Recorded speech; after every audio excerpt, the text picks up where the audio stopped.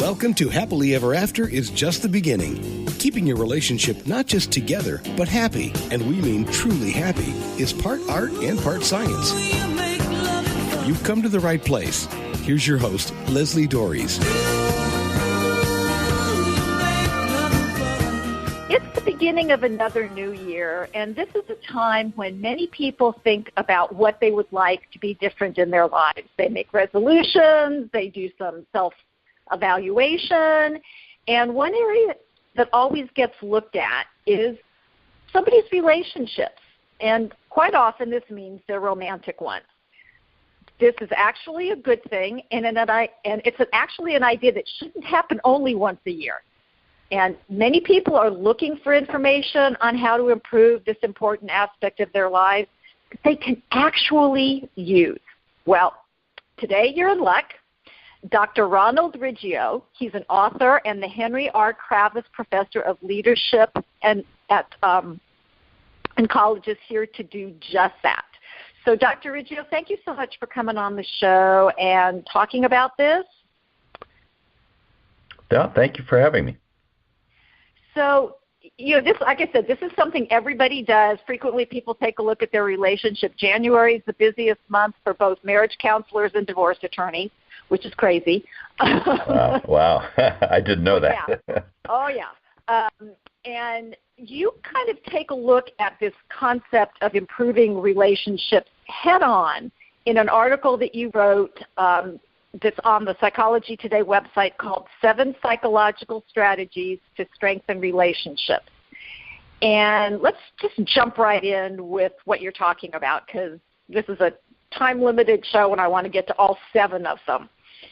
So the first 2 you talk about is something called the expectancy effect, and then the other one is called positive social support. So how do you define each of these, and what makes them important for strengthening relationships? Okay, so the first thing is that that all of these strategies are well proven through psychological research. So they're based on on basic constructs and concepts in psychology. So the first one is the expectancy effect. It's sometimes called the Pygmalion effect. And it's this idea that if we hold positive expectations about other people's behavior, then what we do is we actually subtly influence their behavior in line with those expectations. So if we hold positive expectations about people, if we believe that our partner will show us affection or will do something positive, something motivated, that we will subtly communicate that through nonverbal channels, and that the person will actually become what we expected, and that's why it's sometimes called the Pygmalion effect. So that's really kind of interesting, because I'm wondering if that's in alignment with what I frequently tell my clients, which is to give their partner the benefit of the doubt. That if there's a couple of different ways to interpret their partner's behavior, they choose the one that puts it in the most positive light. Yeah, and I think in some ways that's a sort of an adjunct to this. But the issue with the expectancy effect is you really have to believe that they're going to improve, right? So it's that, I have faith in you. I know you can do it effect. And so if our partner's trying to quit smoking or something like that, it's that positive expectation. I know you can do it. I know you can overcome this. Interesting. And as you're talking about that, I'm just flipping through things that my clients have said to me about their partners. And it's usually very negative, because we kind of get into this negative feedback loop. And we go from looking at our partners in positive ways as wanting to make us happy, as wanting to do the right thing, but then we tend to focus on the things that they aren't doing. And the focus that you talked about the nonverbals is so important. Yeah. So so this idea of, I think you're on the right track here, is that we we emphasize the negative. We should emphasize the positive, right? We should be reinforcing. We know that positive reinforcement is always better, right? To encourage behavior rather than punishing them for inappropriate behavior. Encourage them in the positive behavior, right? Go in the positive direction. And you mentioned that so catch them doing something right or doing something positive, correct? Right. Well, in fact, there's catch them doing something right, and reward them for doing something right. So rather than punishing for doing something wrong. And then you mentioned positive there. The second component was the positive social support. And it's a similar kind of thing. So when we think about our support networks, we think about that network of close friends and family members. And we just think that having them there is positive, right? So we have the support network. But it's really about the behavior of the support of others. So in this case, when we're trying to provide that social support to a loved one, we want to focus on the positives and avoid the negativity. So we've all had a friend who is one of those "I told you so" people. They focus on the negative, right? And in essence, those two are going together with the sort of expectancy effect of saying, "Well, I knew you were going to fail. I told you were going to fail. I told you so. Don't fail anymore," right? And so it just doesn't go together. So a much better strategy is to give positive social support, to focus on the positives and not on the negatives. So does this kind of correlate with something that was bandied about maybe a year or 2 years ago about divorce being contagious? That when, if people in your social network are either divorced or not in great relationships, then that can kind of bleed over into your relationship because, that's kind of what they're talking about when you all get together. Yeah. I mean, I think it's, what happens in those situations is you're drawing attention to the negatives. And, we can all find negatives but if you focus on the negatives and ignore the positives, then you're really, going to be in trouble. And that's one of our ways to make your partner better, to make the relationship better. That's one of the other strategies that we'll talk about, that cognitive reframing, right? Right. And so this is kind of interesting because who you're associating with can really make a difference. And I've seen several relationships really struggle when maybe one of the in-laws is, constantly bashing the spouse, or that you have these negative impacts, or if you go out and hang out with people, because when I was studying to be a marriage and family therapist, all my friends were going, "Oh, I can't wait till you get licensed," and it's like, no, I can be your friend or I can be your therapist, but I can't be both, meaning the friend will go, "Yeah, that's really terrible, and, that person was really awful to do what they did," and your therapist would be, "And your part in it was what?" Because, and I think that we don't fully understand the impact or the influence of the people who are around us. And I think that's what you're really saying with this social support, positive social support piece. Yeah, it's sort of be there and listen. It's sort of listening rather than telling, right? Okay. And very often, our partner just needs to be heard, and we need to be empathic and supportive. And I mean, we're all guilty of this, and particularly in men, because there's a tendency, guys' tendency to jump in and try to solve problems. Exactly. And a lot of times. Fix it. Yeah, to fix it. And if the person is asking you to fix the problem, then jump in and fix the problem. But if they're just there to really have a supportive ear and to have someone listen to, their problem, then that's what you need to do. You need to do what your loved one needs you to do. What a concept. So let's go on to the next couple that you mentioned. And one is called the norm of reciprocity. And that one kind of really bothered me a little bit.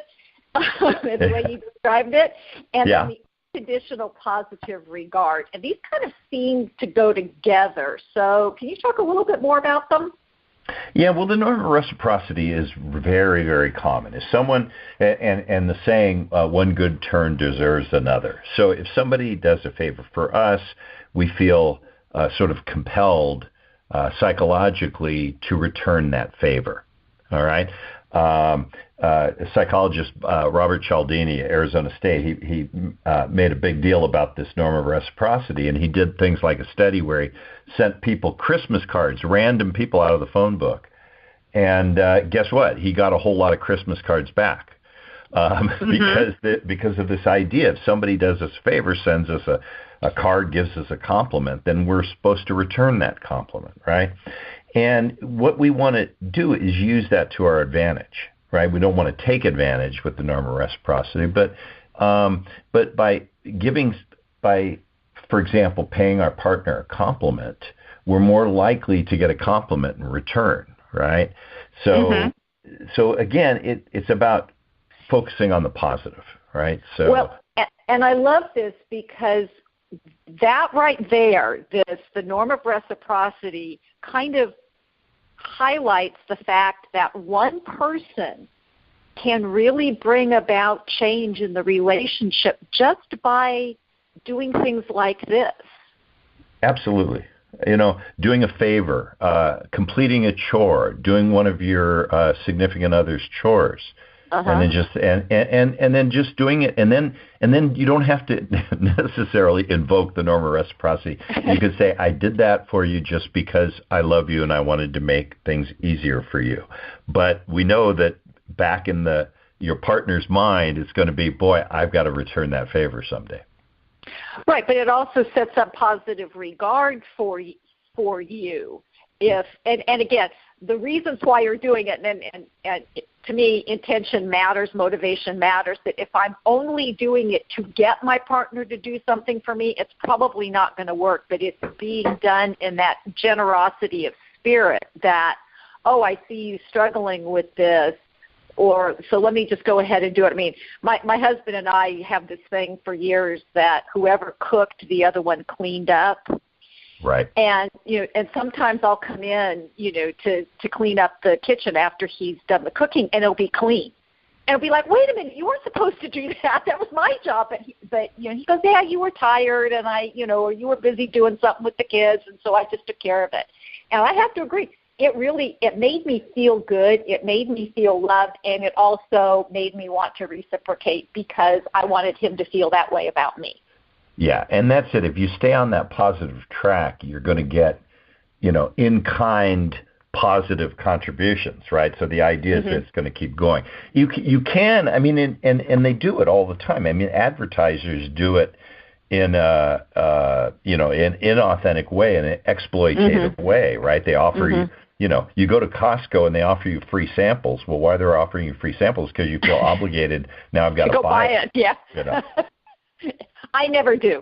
But so how does this fit with the unconditional positive regard? Well, I think we've kind of already gotten into that territory. It's this idea of, don't focus on the negative. Don't focus, so in your example, don't feel any resentment because now you're doing the cooking and the cleaning, right? Right. So you have to do it with the idea of positive regard, that I'm doing this because I really care about you. And then again, on your partner side, they shouldn't exploit that. They shouldn't exploit the unconditional positive regard. So, and it relates back a little bit to what we talked about with social support. So the issue with support is that it's give and take. And so when we look for support, we're taking, right? But we've got to be, we're also obligated to give. And what we have to do is we have to manage those supportive relationships so that it's pretty much in balance. You don't want to be giving all the time and have somebody else taking in the relationship. And, and then you're getting exploited. Absolutely. And that hurts the relationship in the long term. Yeah, I think we've all had those friends where, I liken them to vampires. They just suck all the energy away. And it's like, okay, I can't deal with this anymore because there isn't that give and take. And that's really what a relationship is all about. Right.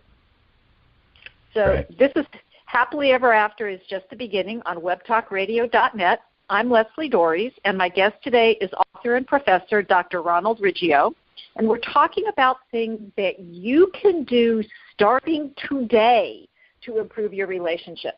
And if this is something you are wanting to do but aren't sure how to implement these strategies, I got to tell you, you're not alone. But you do not have to settle for a less than relationship for even one more day. I invite you to contact me and schedule your free, no obligation, Create Your Happily Ever After strategy session. You can send me an email at Leslie, Lesli, at foundationscoachingnc.com. That's FOUNDATIONS, coaching, N as in Nancy, C as in Charlie.com. Or you can give me a call at area code 919-924-0463. Again, that's 919-924-0463. Now let's get back to this conversation about strategies and how you can improve your relationship. And the next couple on the list seem to be a little bit more challenging, and this is cognitive reframing, and then the other important one is empathic listening. So what are they, and how can people actually implement them? Okay, well, cognitive reframing is where this comes into play is when your loved one is troubled, when your loved one is dwelling on the negatives, right, on an illness, a misfortune, some stress that's happening at work or something like that. And the cognitive reframing is your attempt to provide a different way, an alternative way of viewing the situation, putting it in a more positive light, right? So it's kind of the old proven technique of having the individual focus on the positives instead of the negatives. So, let's focus on what's working correctly rather than the things that aren't working. Or, let's sort of count the idea of count your blessings, right, rather than focusing on what's going wrong. And, this is part of cognitive behavioral therapy, right? So this is exactly, the cognitive reframing idea is, we can go down that dark, negative spiral of just everything is terrible, everything is bad, and neglecting the positives. And so what you try to do with your partner in cognitive reframing is focus on the positives, get them to think about, count your blessings, think of the good things, not ignoring that there aren't bad things, but trying to do that kind of cost-benefit analysis in terms of, how are we going to move forward. Yeah, and I liken this because the fictional character Pollyanna basically was a fantastic cognitive reframer. It wasn't that she just was going through life la la la. There weren't any problems. She's gotten a bad name. She's actually basically was, well, no, this is really happening, but let's see if we can find that silver lining in the cloud. And I think that this is. And I probably should have put these in different order, only because I think the empathic listening is a really key component to making cognitive reframing work. So can you describe empathic listening? Yeah, so empathic listening, and it's very, very important, right? So the goal is to listen to your partner, listen to their thoughts, their feelings, their problems, and really doing it by fully listening and empathizing with your partner, right? So, our tendency is we want to offer advice, we want to make suggestions, or maybe stay away from that "I told you so" kind of thing. We don't want to focus on the negatives, but really, it's the goal is to try to understand your partner's emotions and concerns. And again, the empathic listening. This goes back to sort of Rogerian therapy, right? For those who have studied psychology, is really just being there and being a supportive listener and trying to empathize. I get where you're coming from, right? Well, yeah, go ahead. But one of the things, and I run into this a lot, is what if I don't get it? I mean, and and I think that's one of the challenges because a lot of times I don't understand, or my partner doesn't understand why this seems to be a problem for me. My husband and I joke all the time because I'm constantly cold, and he actually invites me to put my cold hands on him to warm up, and then he'll go, "But I can't do that." I said, "No, because I don't like being cold." So he's like, "You are correct. I will never invite you to put your cold hands on me." I mean, not never, but hardly ever. And because we just have these different world experiences, and I think that's one of the big challenges for couples, this empathic listening, is because I really don't understand, and my colleague Michelle Weiner-Davis basically has said that understanding is overrated. I don't need to understand why you're upset. I just need to acknowledge that you are. Yeah, right. And that's exactly what we're talking about with this. And it relates again back to what we talked about, the unconditional positive regard, right? So I'm going to trust that you're really feeling this way. I'm not going to try to correct your feelings, and so I'm going to reflect that back. Now, there's a really good book. I've been out a couple of years, but it's Edgar Schein. I don't know if you know his work, but it's called Humble Inquiry, The Gentle Art of Asking Instead of Telling. And I think it's a terrific book, and it's you can pick it up on Amazon, Humble Inquiry by Edgar Schein. And what he talks about in that book is that we sort of have to engage our humility and just ask questions to kind of understand where the other person's coming from, and not think about our own agendas, or and definitely the subtitle tells it, the gentle art of asking instead of telling. So rather than trying to tell someone what they should be doing, we're just listening to them, just this willingness to listen. And what that does is it sort of empowers the other person. And then they can start to work through their feelings and concerns. And you might couple that with kind of a cognitive reframing later on after you've listened to their problems, and say, well, have you thought about trying it this way? Have you thought about focusing on what's working rather than what's not working? Yeah, and that's an important second step, because most people need to feel heard before they're ready to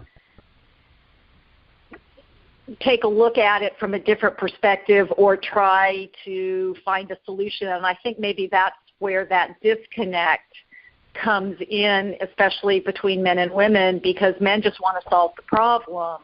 Mostly, and here's what people need to understand, mostly because they want their partner to stop hurting.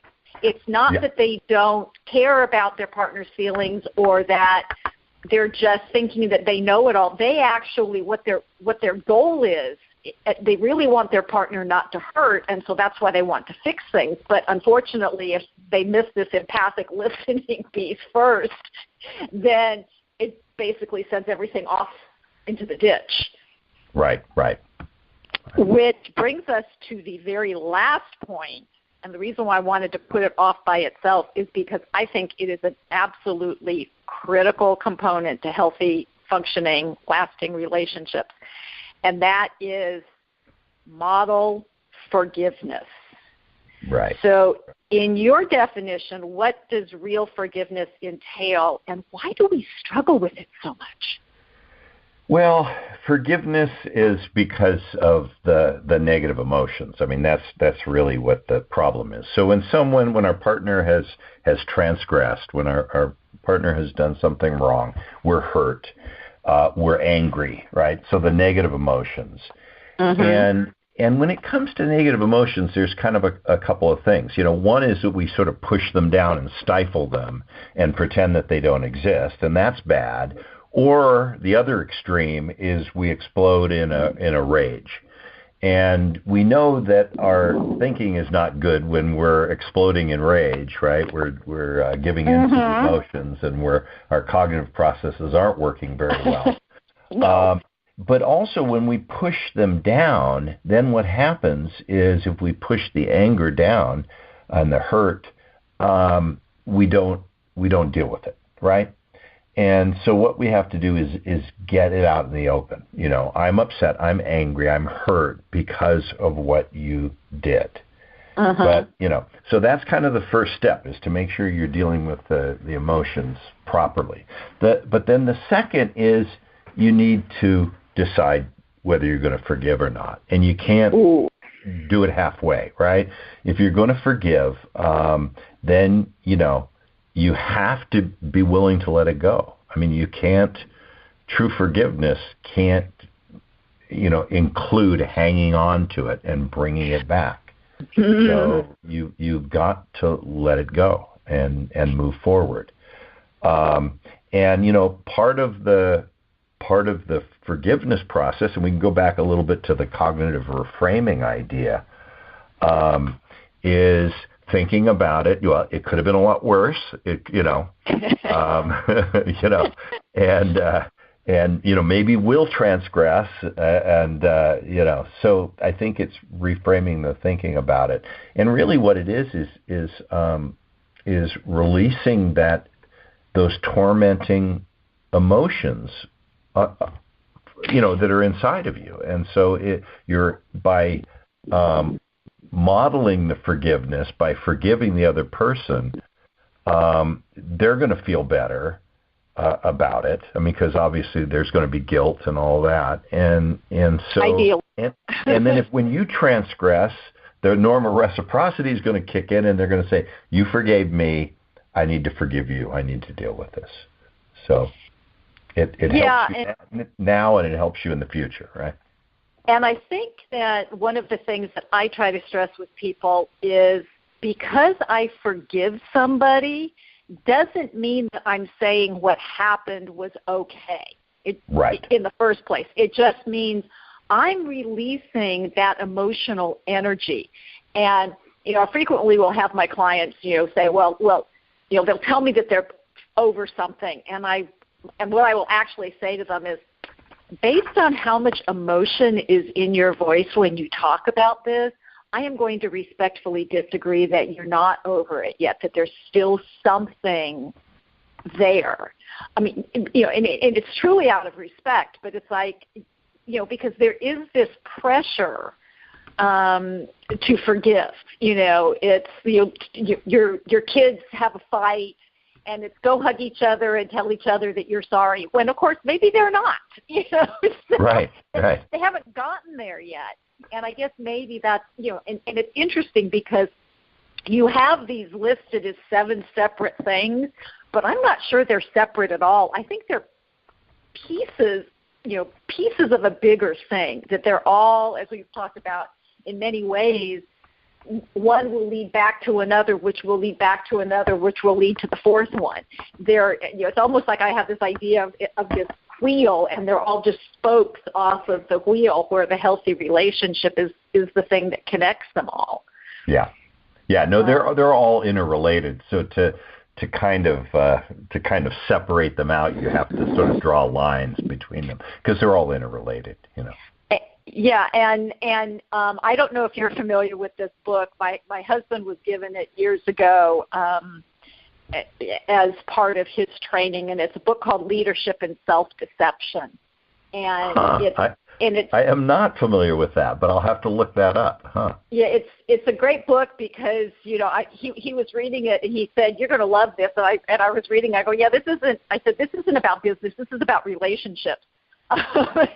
And it really is about how do we keep our partner in a positive state. When I read this book, it explained to me how couples go from trying to please my partner, trying to figure out what will make them happy, trying to keep things going, to what have you done for me lately?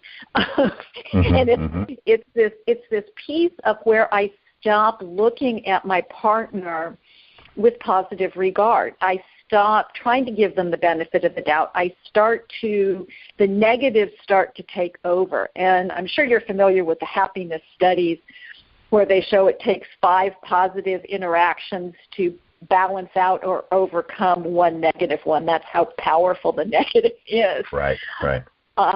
And, you know, and it's easy when we're in the day-to-day existence to stop seeing those positive things that our partners do. Yeah. Well, one of the things with the transgression and the idea of forgiveness is if you don't let it go, then you replay it over and over again. And so, we say, can you forgive and forget? Well, if you truly forgive, there's research that shows that you will start to forget it. I mean, not completely, but you won't, it won't have that compelling negative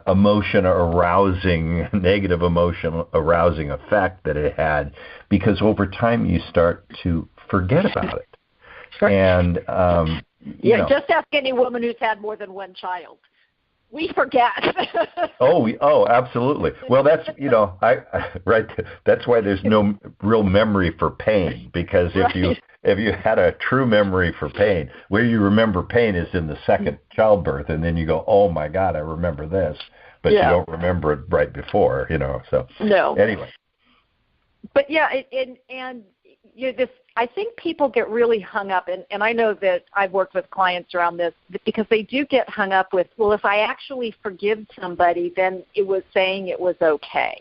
Like, no. And again, that's partially, somebody has to be sincere in their remorse. Right. Right. And again, but part of this is when all these components are working together, each one then becomes easier. Yeah. Yeah. So the thing, too, that we got to remember, in a relationship, it's a two-way street. So we're talking about it kind of from one side, but there is this idea that the other person is working toward it. But here's the thing, and this is, and I actually wrote an earlier version of this, and the earlier version was focused around how can you make your partner into a better person? Right? And it was essentially the same strategies, but you're changing the focus, not how can I make the relationship better, but how can I make my partner better? And if you think about that, as you make your partner better, you make yourself better. Right? Because you're you're engaging in positive strategies.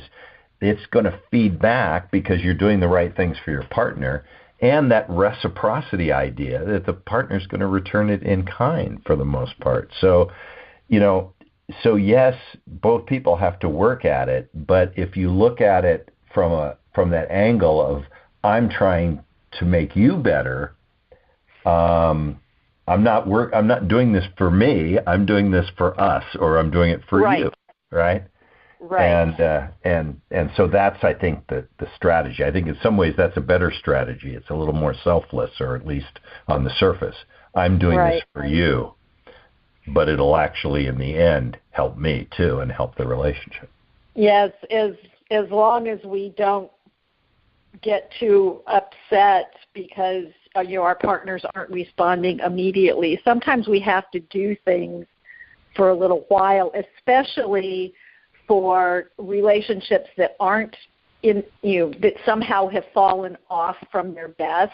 I mean, like anything else, I think it's always easier to keep something going than try to fix it once it's broken. But we can do that, but sometimes it's going to take a little bit of time for that pattern to be broken.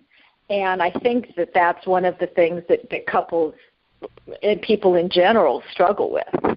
Yeah. Well, I mean, it's like your car, right? If you just ignore the knocks and the pings and you don't engage, you don't maintain it, you're going to have a big problem down the line in relationships. I mean, that's maybe a poor analogy, but relationships. No, I think it's a great one. If you don't work on the relationship, and what happens is we say, well, we'll work on it later, or we'll put it off, or we'll ignore it. I'm ignoring that. And then what happens is down the line, it's too far gone to have the effect that. Right, or there has. I kind of liken it to you go to your doctor for a checkup and they'll find something wrong. Now the doctor, if you wait till you have stage 4 cancer, they may be able to do something, but boy, is it a lot harder and a lot more expensive. Yeah. Yeah. So that's it. So this is really about maintaining. These are strategies to maintain a good relationship. So where can people find out more about you, these relationship strategies? I know that you do leadership work, and to me, a lot of times the same thing that works in leadership works in relationships, because guess what? They're the same thing. That's right. That's right. Leadership is just a relationship. It just has sort of different parameters, right? Well, I try to, make this all fairly accessible. So I write a lot of books on leadership, and I write a lot of books on the workplace and that. But in terms of the relationship work, I put it on my Psychology Today blog. So if you want, you can go to psychologytoday.com, look up my name, Riggio, Riggio. Pretty unique name, so I'm the only one up there. And go ahead and look at my blog post. It's called Cutting Edge Leadership, but I do a lot of other things. I do some on body language, because that was something I was trained in early, first research. There's a lot on leadership. There's a lot on the workplace bullying and things like that. But occasionally I'll focus on relationships. And very often I borrow strategies from leadership, or I borrow strategies from peer relationships at work, and just give them a little more intensity, and they become love relationships, right? So that's true. The nuts and bolts of relationships, we're all human, and so there are lots and lots of similarities. So psychologytoday.com, and you can follow me on Twitter. I tweet out every time I post. Terrific. So the adage that if you do what you've always done, you'll get what you've always gotten is true. And it's never more so than in your relationships. You and your partner have developed patterns of behavior that determine how satisfied either of you are with the relationship. So hopefully you learned about some new behaviors you can adopt to create the relationship you truly desire. And isn't that a great way to start the year? So hopefully you'll keep listening. And until next week, stay loving.